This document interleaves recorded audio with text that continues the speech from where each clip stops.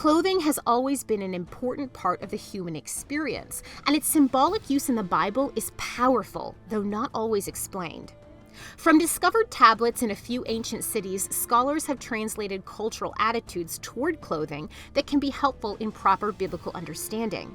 Mesopotamian documents stress the importance of the hem of garments. The hem was more than a practical reinforcement of an outfit. It was decorated and matched the person's life status, rank, and social standing. In Mesopotamian culture, it was considered an extension of the person themselves. Therefore, any alterations or damages to the hem were important. For example, in pagan rituals of exorcism, pieces of the hem would be cut off and rituals done to them as if it were the person themselves. Pagan prophets of Mari would send small pieces of their hem to the king as a personal guarantee of their prophecy.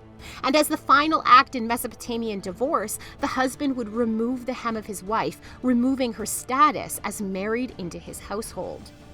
In the Bible, Israelites were commanded to add tassels to their hems that incorporated a single blue thread. These tassels, with their streak of expensive ancient color, were to remind of the status of Israelites as covenant people.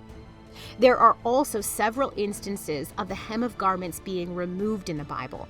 In 1 Samuel 15, Saul tears the hem of the prophet and priest Samuel. Samuel then tells Saul that God has likewise ripped the kingdom away from Saul. As you have ripped my identity, God has torn away yours.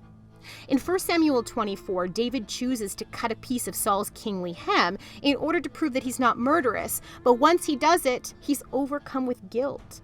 David will not try to take Saul's life nor his kingship as represented by the hem of his garment. Clothing as a whole also signified status and position.